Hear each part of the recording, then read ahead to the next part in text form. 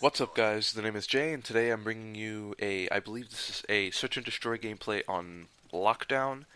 I'm not too sure what my primary weapon would be. I could check right now, but of course I am too lazy to do so. But anyways, the point of this video is not to talk about the gameplay, but it's more so to talk about it's like a progression video from the last one, which I just uploaded recently on Mission, and today I'm mainly talking about things like the exoskeleton, the different optical changes you can have with your helmet, and the mech suit, which I believe would make a nice kill streak in Advanced Warfare. So I'll start with the exoskeleton. So first, I just want to talk about three primary things that catch my eye. One that was in the trailer, and two that could be a thing. So the Spider-Man hands are the first things that I want to talk about, and that would change up a lot of the things with multiplayer.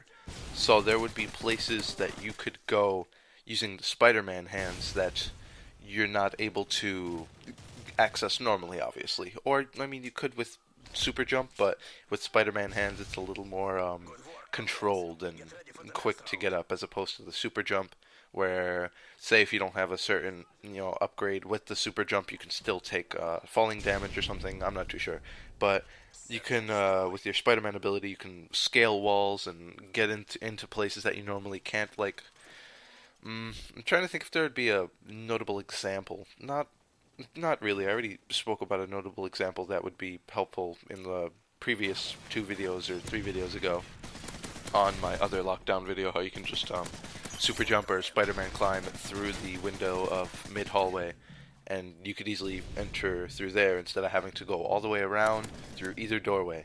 So, I mean, it's really all I can think about for a primary example, but it would just change up the playstyle so drastically. Like, say you plant a bomb, just use that Spider-Man ability to just climb up to a wall and just wait. And the minute you see someone, just top down, or unless you'd be able to hold on using only one hand, and both your feet against the wall, and you could shoot while you're in the same position. But I'm not too sure how they would work around that. Anything else that could come into play? It's really all I can think about for off the top of my head. That's the only thing I can think about right now. My mind has to get going before I can start thinking. This is literally a continuation from what I just did, so my gears aren't completely turning in my head, but they're starting to. It's only 12:58 right now. I woke up about an hour ago. Exactly 2 hours ago, actually.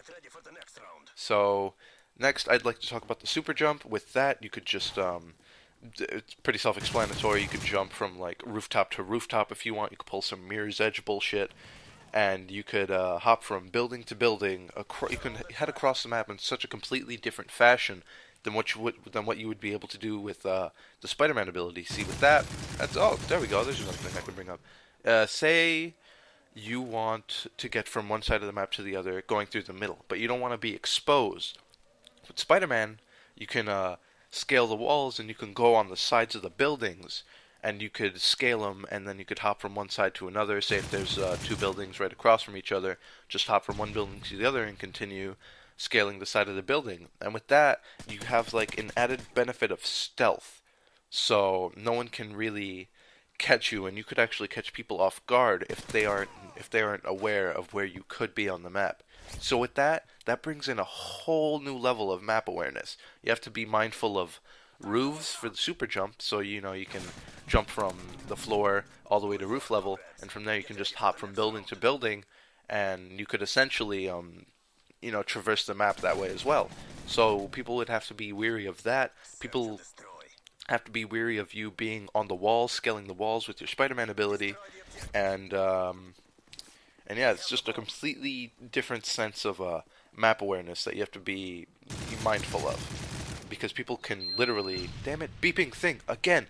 Oh, this is the second video you've done this in a row.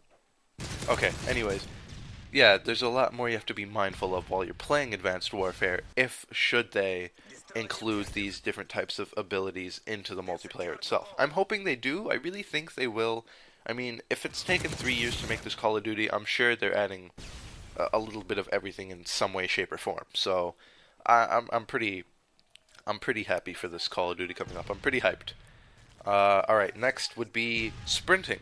I spoke about this in the other lockdown video, but you could have the chance to have the upgrade on your mech suit to either sprint faster or sprint forever. So you have your normal marathon, which we've had in previous games like Ghosts. I don't think we had it in Black Ops 2, nor well, we had it in Black Ops. That was the pro version of marathon. We had it in Modern Warfare 2. I think that was it. I think so. I'm not. Don't quote me on that, but I think that was it. So you could either have the upgrade on your mech suit to run infinitely, or you could have it so you run 50% faster. So, but you can't run forever.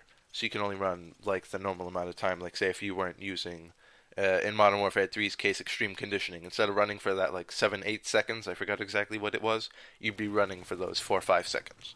But in those 4 or 5 seconds, you can traverse a lot of area. But as opposed to marathon, you can run forever. So it's all about preference. If you'd rather sprint forever, I'm the type of person who just loves to sprint. I don't have to sprint quickly, but I just want to continue being mobile so I can sprint forever. That way I don't have to stop. With if you had the upgrade where you sprint 50 times faster, it'd be kind of like running with sleight of hand. You run for that initial 4 or 5 seconds, and then every sprint after that, you're only running for that 2-3 seconds. So I'd rather have continuous forward momentum as opposed to just running 50% further for an extra 2 seconds. It makes sense in my head. I'm not sure if that's reaching you, but that makes sense to me. But in the exoskeleton part of this conversation, that's really all I wanted to touch up on. I don't want to go too into detail yet until more things are released, and I'm sure more things will be released in the upcoming months, so I'll be sure to keep updating myself on those as well. But for now, I just want to start on something smaller, which are the optical changes that you can have on your face mask and your face guard itself. There are many different types of optics that I saw, so there could be an optic to let you see through cloaking devices. That way you wouldn't need a specific launcher to take out that stealth dual-rotor helicopter. You would just need that specific upgrade on your optic, and you can see through cloaking devices in general. And there could be another one that marks people on the radar, but only for a certain amount of time. It'll mark them for you, and to keep it balanced, they'll mark them for you, but after a little while they disappear off your view if you're not looking at them for a long enough period of time. So it'll be kind of like Recon in Modern Warfare 3, but in the sense that you can see them visually on your screen. You don't have to chuck a stun or a flashbang or a nade and hit them or shoot them with Recon Pro, so you can mark them on the minimap. In this case, it's just a solo attachment. It only benefits you, and you can see them.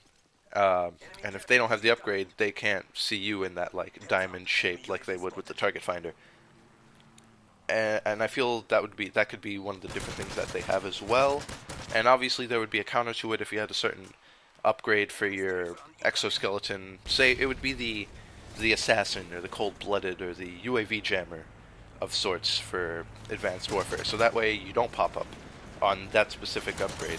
You'd still pop up for kill streaks and things in the air, but you wouldn't pop up for that specific upgrade on the optic. And I feel a different way that we can get these types of unlockables for our optic would be just playing around with the game, like actually experiencing different things in the game. And I actually can't continue this conversation because the video is already done and I babbled, and I still want to talk about the mech suit, but I'll do that in the next video. Until then, I actually have to go because time's about to run out, and if I don't stop talking soon, well then the video is just going to cut me off just like it